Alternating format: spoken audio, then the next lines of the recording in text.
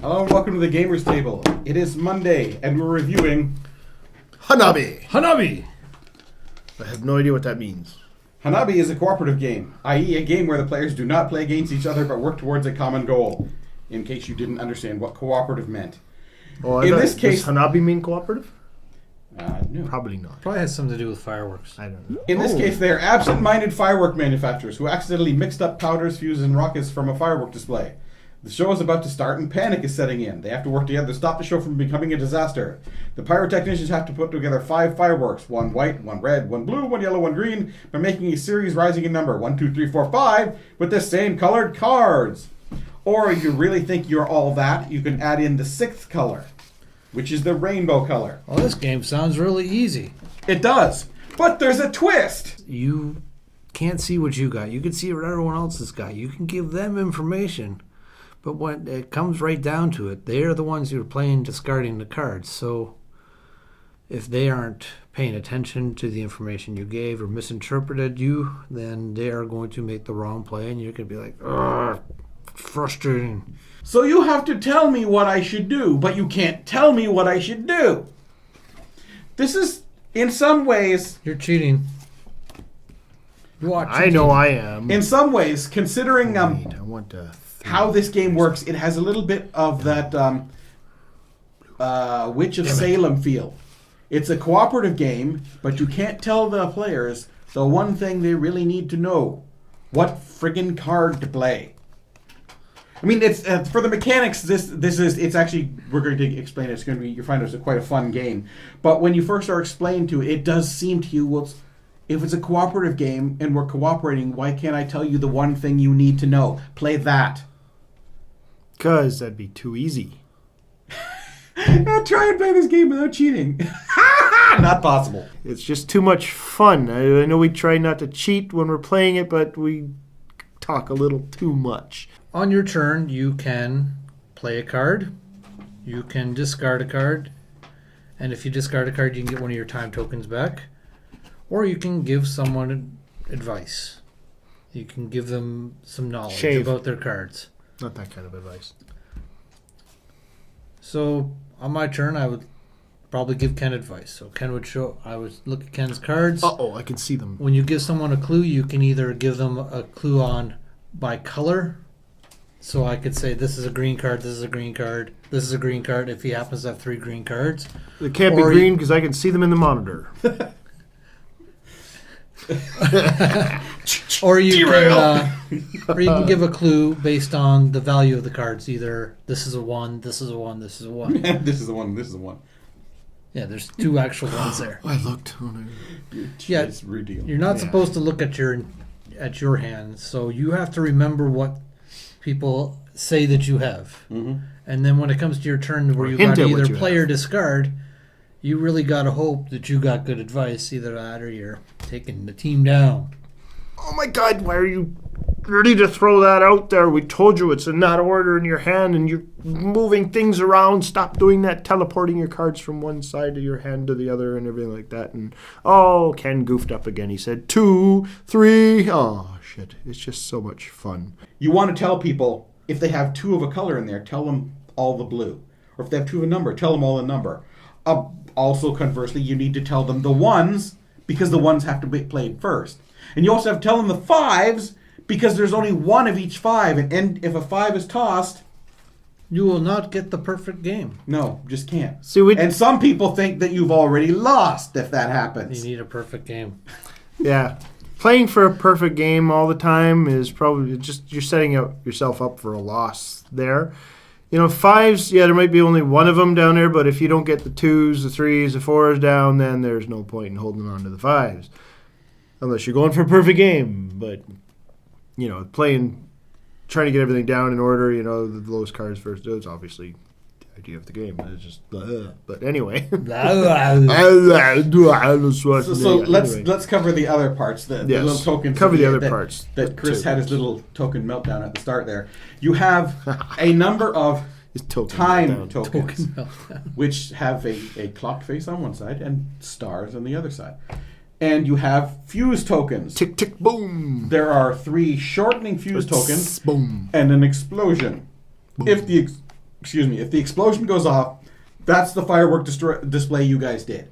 Whether it was a good one or whether it was just a guy with a sparkler going. That's what you did. So tell somebody something about their hand, you spend a time token. You got a mole there.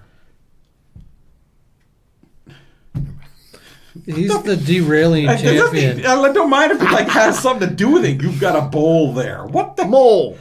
So tell me about your hand. Derail. Yes. If you discard a card, you get a time token back. And the deal with the time tokens is sometimes you have no information about your hand. Yeah, I don't know anything about these cards. All our time tokens are gone. So now my choices right here are either to blindly play one of these cards and maybe screw everything up, or blindly throw one away, and if it was a 5, maybe screw everything up. Because I don't know anything about my hand because they haven't had a chance to tell me, and I can't tell anybody else anything about my hand because there's no time tokens left. Not everything, unless you're going for a perfect game. I just pick one and say, before you do it, and not looking at everybody hinting, I'm going to discard this one. It's one of those games that's got a different feel to it cooperatively. It's not one person has all the information and then plots the course for everybody else. You're pretty much... You're only as strong as your weakest link in this game, which can seem a little frustrating. It gets a little tense at times when nobody knows information, especially when people have hands full of 2-3-4, 2-3-4. There's no cards that play, so you can give people information, but it's all information for later. It's nothing that's going to help them now. Yeah. And nice things is it allows you to choose amongst yourselves. Okay, I think you should go first, and you always try and make the guy who has the most ones be right after the first guy. So the first guy says, "That's a 1 and that's a 1." So now you know what to do. They don't say now you what to do. You're supposed to just know. And it can be a quick game. It also can be a long game. It all depends on how much talking you're doing about it afterwards and during. It's hard to play this game honestly.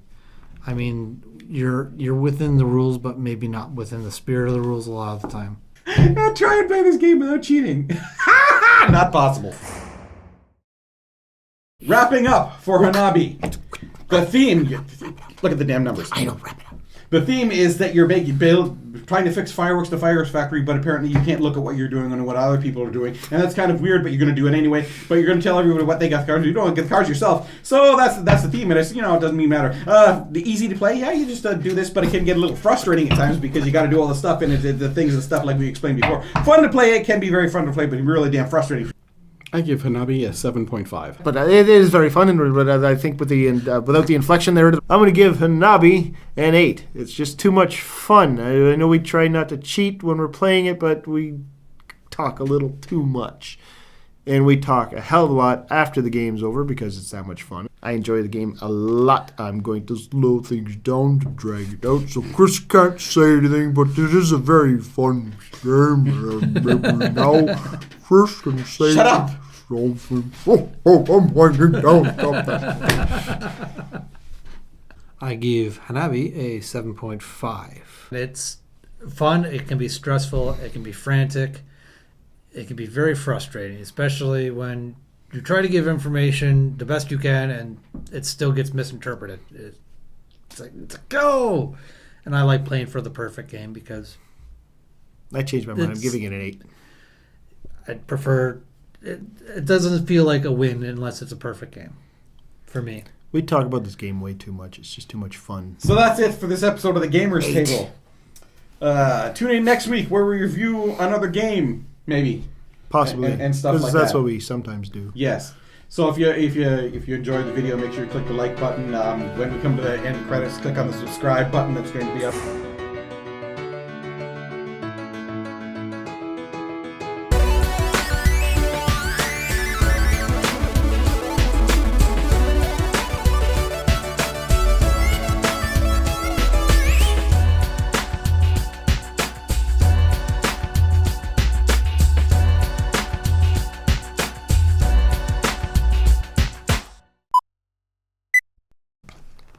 What does Hanabi mean?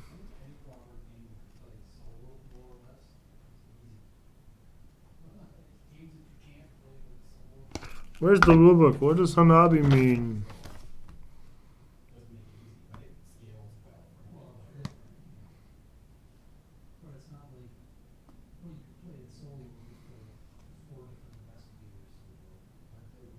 Oh yeah, we don't have any monitor. This is actually recording, isn't it?